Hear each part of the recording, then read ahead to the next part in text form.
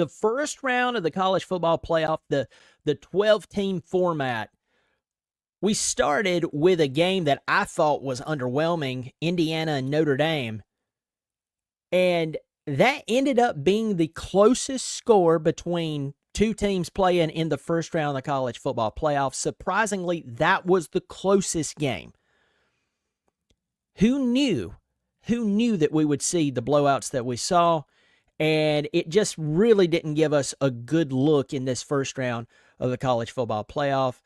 I'll dive into that in just a second, but welcome to the channel. I'm Brian. I'm glad you're here. My Tigers lost tonight. I hate it. Hate that they lost, but hey, it is what it is. They made it much farther than what I thought they should have. So if your team is hurting, my friends, if your team is hurting, if you're hurting because your team lost tonight, trust me, I feel you. I understand. If you like talking college football and you like supporting independent media, I hope you'll support my channel by subscribing. It's free. If you like what I'm doing, I hope you'll do that. I appreciate it. Last night, Indiana and Notre Dame kicked off. And Indiana did what a lot of us thought they were going to do. We thought that Indiana, if you went and you looked at their schedule, you saw they played, well, barely anyone. And when they played that one game against Ohio State, they got their helmet knocked off. Now, congrats to Indiana and Kirk Cignetti in his first year of going the distance, having the best season that an Indiana team has ever had. So congratulations to them. I don't want to just trash them. But no one really bought into them as a true playoff contender. All you had to do, again, is look at their schedule and ask, who did they play, who didn't they play, and when they played someone who had a pulse, what happened? So, Indiana was down 27-3 going into the fourth quarter. I think it was 27-3 in the fourth quarter. They turn around, score a touchdown, get a 2-point conversion, get an onside, score a touchdown, and they end up losing by 10 points. And I came on here last night and I talked about how it was not that impressive of a game, that Notre Dame had the game at bay. Overall, I don't think that Notre Dame played incredible last night, but they won. And they're moving on, and I'll talk about, a little later, I'll talk about the playoff and its setup and who's in, who's playing who, when, and where, and why, and all that bunch of good stuff. But I walked away from that game going, you know what? Indiana really didn't look like they were supposed to be there. And folks, they scored late in the game. It is what it is. They only lost by 10 points. Think about that. First round, you're going, oh, they only lost by 10 points. We get into the first game of the day. You have SMU at Penn State. Now, by the way, I picked Notre Dame to win.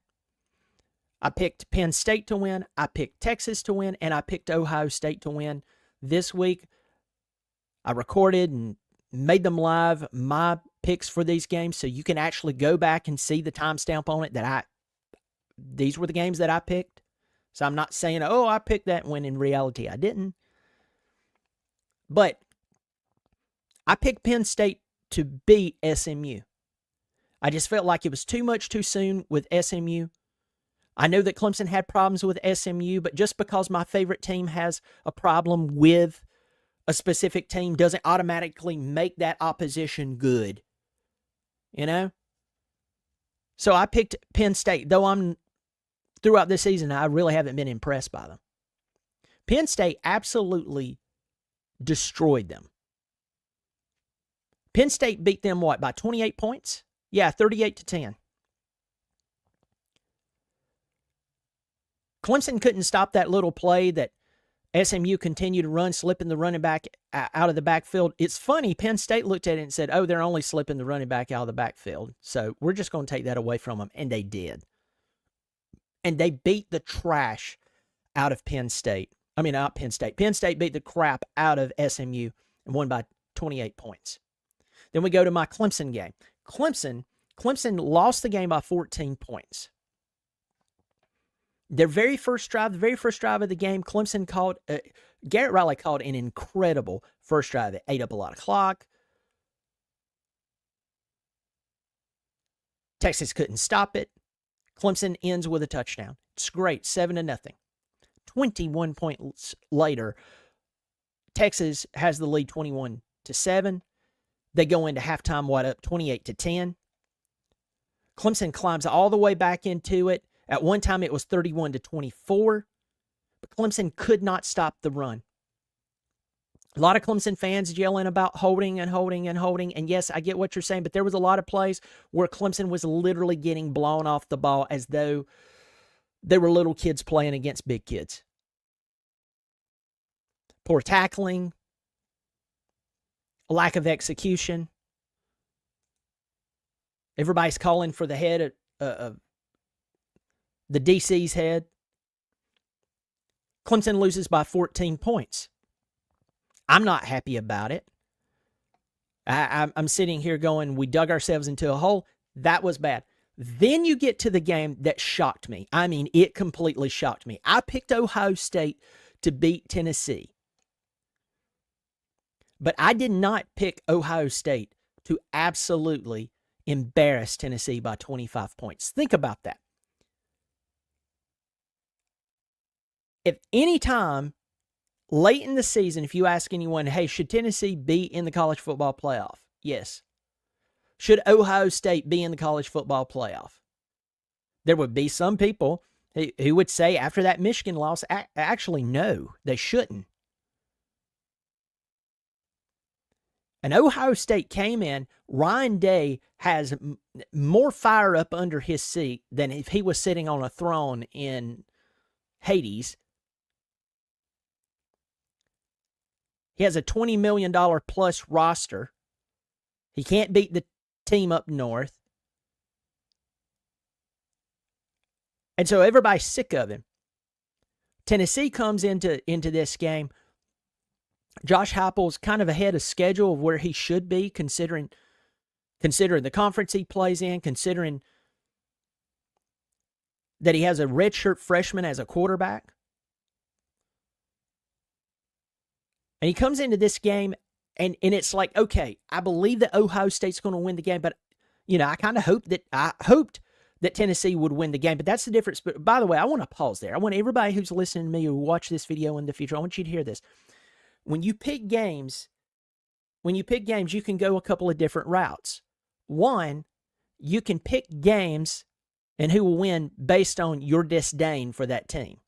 Now, I want to warn you about this. Though you can pick any way you want to, reality versus what you want is going to be very different. You may have a true deep hatred for a football team, but if they're better than the team that they're playing, and their coaching staff can kind of coach better than the other team, no matter how much you or I despise a specific team, it doesn't matter. The better team most likely is going to win, and you don't have to reach that far. And when you pick football teams to win, the goal is not to be individualistic or try to wrap your mind around, well, I just want to have my individual thoughts, so I'm going to go against the grain just to go against the grain. That's not how you do it. If you do that, you lose a lot of picks. If you go in and you say, you know what, no matter if I like this team or despise them, I am going to pick the team I see as the strongest team in this matchup. And you'll be shocked how many games, believe it or not, how many games you'll get right. That's what I did when I picked certain games this year. And I picked the 4 major conferences. I picked them right. How did I do that? I put my personal feelings aside and looked and said, who's the better team? Well, I don't like them. It doesn't matter. That's not the question, who do I like? I'm not picking who I like. I'm picking who I see as the better football team. I picked this first round. I picked it right. I'm 4-0. I was 4-0 in the major conferences because that's all I picked. I'm 4-0 in the first round. How did I do it? All I did was I looked and I said, who's the better football team? Put my feelings aside, put what I want aside, put aside whether I like a coach, put aside whether this team their fan base is this or it's that. No, you just step back and you say, forget everything. Let's just go logic. Don't try to be individualistic. Just ask yourself, who's the better football team? And you will be shocked how many times you will actually get it right. You're going to get some wrong. You're going to get some wrong. I'm going to get some wrong. But you will be shocked at how many you'll actually nail. But folks, I'm telling you that Tennessee got blown out by 25 points absolutely floored me.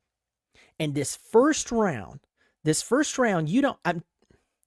in the future, people are going to look back at this first round and they're going to ask themselves, who shouldn't be there? Now, I talked about this on a prior video today. I said that at the end of the football season, something weird happens to fans. Something weird happens to fans, and it is ridiculous. It's crazy. They forget the lessons they learned in the prior season and the seasons before that.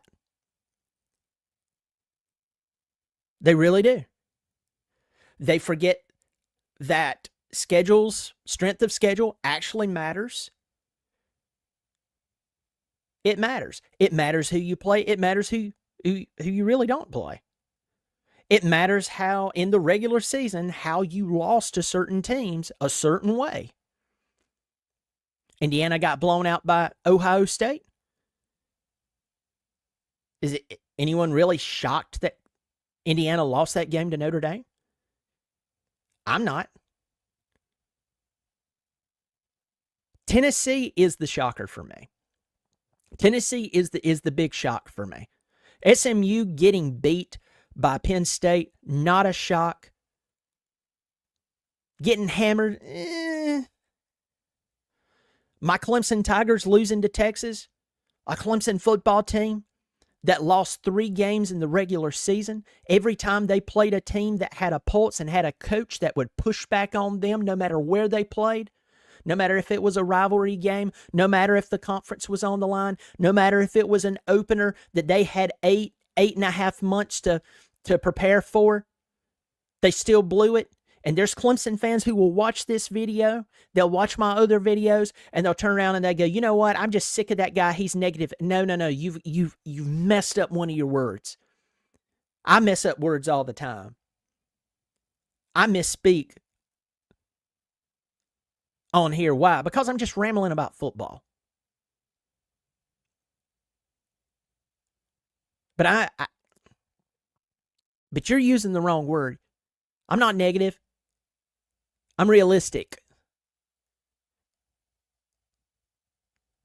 And to see Clemson go out there and play a really good second half, I agree with my buddy Chase Henderson. I really feel bad because it's like if you could have played that way in the first half, you'd have won the ball game in Austin. But you know what? Clemson lost the ball game. And by the way, Clemson was supposed to lose the ball game. They were a 14-point dog when the game kicked off. And how many points did they lose by again? 14 points. I mean, they nailed it. Vegas nailed it. 14 points. When the line opened, they were a 10.5-point dog. And unless right at kickoff something changed, they were a 14-point dog. People are going to ask this question moving forward. They're going to push the question as far as the playoff committee goes. They're going to look and say, who have they played? Maybe Alabama should have been in. No, we hate Alabama. Once again, see right there? Right there? You're talking about how much you dislike Alabama versus Alabama is actually better than Indiana. Alabama is better than SMU. SMU won all their games, except for a few. And those few games were against teams that actually would push back on them. BYU pushed back on them. Clemson pushed back on them, absolutely lost the lead a couple of weeks ago, only to win by a field goal. And then SMU goes out and plays a good football team today, and they get their doors blown off. See how that goes? So I am just begging anyone who will watch this video now or in the future, if you should run across this, you're sitting on the commode, You're wasting time at work trying to get to 5 o'clock, whatever. I want you to remember this. College football fans, they lose all logic once this season is over. And this right here, these blowouts and these teams that don't supposed to be in, the only one that kind of messes with that theory is Tennessee. But SMU wasn't supposed to be in. They got destroyed. Clemson wasn't supposed to be in. They played themselves into a hole, dug themselves out of it, and then went back in to the hole. They lost. Indiana wasn't supposed to be in, according to a lot of people who actually paid attention to their strength of their schedule and paid attention to how they played when they played an actual decent team. They lost. So 3 out of the 4, that's a 75% rate. I think we know that these 3 teams, including my Tigers, winning conference or not, shouldn't have been in. And there's a lot of people who really doesn't want to see that. There's a lot of people who doesn't want to hear that. So these first round blowouts, except for Tennessee, or these commanding wins by the other team, it was obvious. All you had to do was pay attention to the strength of schedule, their performance against teams who had a pulse, and then boom, you could have figured out that Indiana, Clemson, and SMU especially shouldn't have been in the college football playoff. Someone else should have been. Clemson won their schedule, got the chance to win, and won the ACC championship. You're just spoiled. That's your problem. I hear that all the time. Those are the same people who were shocked that Clemson lost to South Carolina. That's the same people who were shocked that we lost, not just lost to Georgia, got absolutely emasculated by Georgia. They're the same people who were shocked that Texas beat Clemson. Folks, I may be delivering the mail and it may have bad news in it, but at least it's the truth. And so it's these blowouts, I'm telling you, it can shape, it can and maybe should shape the view that the committee in the future will have on placing first round teams. But this first round was laughable. SMU got blown out. Tennessee got blown out. Clemson, people are happy that Clemson only lost by 2 touchdowns. Think about that, folks. In theory, how far has the elite fallen for Clemson? Indiana, they played the best out of all 4 teams, and I still don't believe they should have been in. Remember, they were down 27-3 in the fourth quarter, and then Notre Dame got to thinking about, I don't know, maybe they were watching Rudy over there on the sideline. But they took their foot off the pedal. Indiana was down by 24 points. But anyway, folks, I'm glad you're here. I'm glad you're doing all right. Hope you will subscribe and drop me a line and let me know that you saw me on here. Pass this along to your friends, your neighbors, and anyone else who enjoys college football.